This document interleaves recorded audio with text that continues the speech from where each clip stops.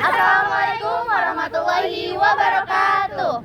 Kami mahasiswa Universitas Indonesia Maju dari Prodi D4 Kebidanan. Di sini kami untuk memenuhi tugas dari dosen kita, Ibu Hidayani, yaitu untuk mewawancarai salah satu pengurus Ikatan Bidan Indonesia. Selamat menyaksikan.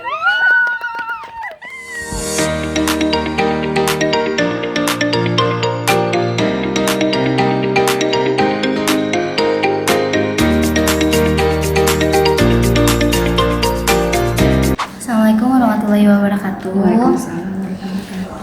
Ibu, maaf sebelumnya, kami dari kelompok 2 mahasiswa Universitas Indonesia Maju. Di sini kami dari Prodi D4 Kebidanan.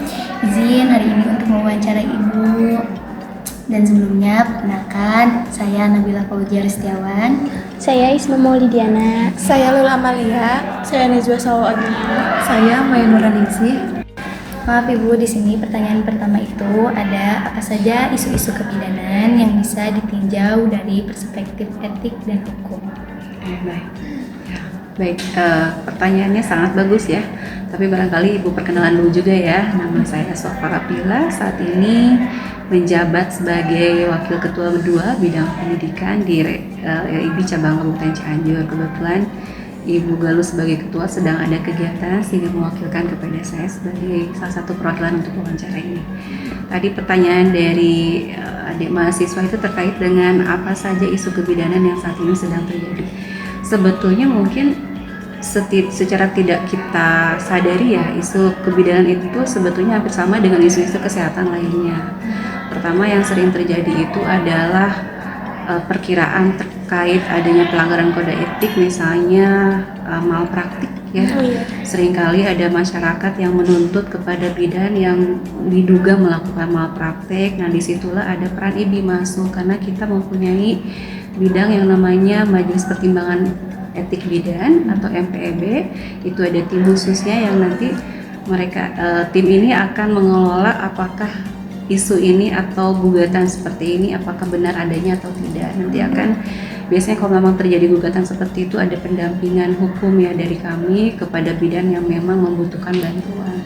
Hal ini yang sering terjadi yang memang ternyata pada faktanya tidak adanya malpraktik, hanya mungkin adanya ketidakpuasan yang diduga adanya malpraktik itu. Terus isu lainnya adalah seringkali mungkin Adi juga pernah mendengar tentang diskriminasi pelayanan ya, antara pasien BPJS dan non BPJS yang seringkali sering kita dapatkan baik di rumah sakit ataupun di pelayanan-pelayanan mandiri bidan. Nah, itu pun juga menjadi isu bersama sebetulnya. Mungkin bidan ini tidak ada yang ingin membedakan barangkali ya, tapi karena orang itu ketika meminta pelayanan itu kan mengharapkan pelayanan yang maksimal barangkali ya, tapi pada faktanya mungkin di lapangan ya bidan dalam kondisi sedang lelah, mungkin pasiennya banyak, habis dinas malam secara tidak disengaja melakukan tindakan-tindakan yang menyinggung orang lain yang mengakibatkan seperti halnya ada diskriminasi. Padahal hal seperti itu sebetulnya tidak ada, karena memang pelayanan BPJS itu boleh dilakukan di mana saja, di tempat yang memang mereka bekerja sama dengan BPJS.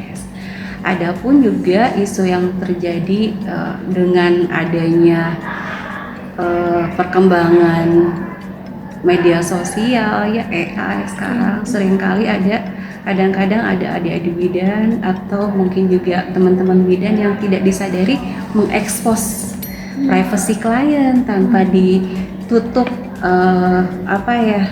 identitasnya ya, atau wajahnya, tubuhnya dan lain sebagainya, yang seringkali itu tidak kita sadari ya. Kalau kita lihat di media sosial ada teman-teman bidan yang memberikan men-share video-video yang ternyata akhirnya menjadi trending topik atau viral karena ada kode etik yang terlanggar di situ.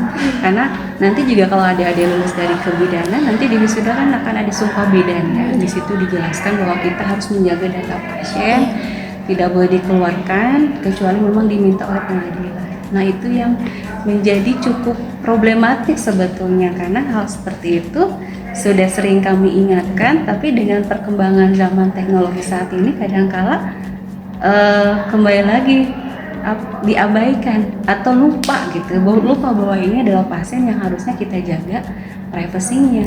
Bahkan namanya saja tidak boleh dibuka di publik kecuali diminta oleh pengadilan begitu ya. Itu mungkin salah satunya. Dan tadi ya diskriminasi dan malpraktek.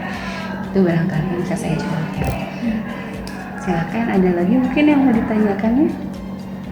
Untuk pertanyaan yang kedua, isu etik apa saja yang terjadi antara bidan dengan tenaga kesehatan dan organisasi profesi lainnya? Saya jawab dulu yang pertanyaan yang anak yang keduanya ya.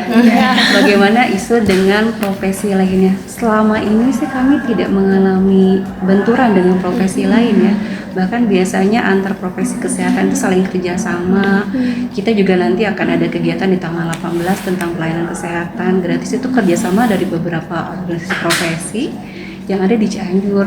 Ada dengan PPNI ya, perawat, dengan Gizi, dengan TLM ya, laboratorium medik dan lain sebagainya. Jadi kalau untuk dengan profesi lain sih sebetulnya tidak, sepertinya ya tidak ada benturan ataupun tidak ada isu-isu yang memang mengganggu kegiatan organisasi. Tapi kalau dengan teman sejawat memang seringkali ada.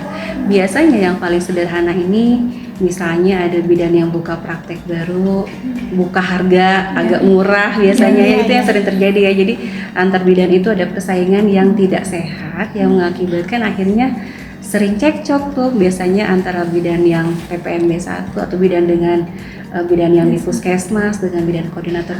Itu mungkin hanya masalah miskomunikasi sebetulnya, tapi yang sering terjadi kalau antar profesi seperti itu. Tidak sampai ada yang pelanggaran kode etik berat yang sampai gugatan hukum, nggak ada ya.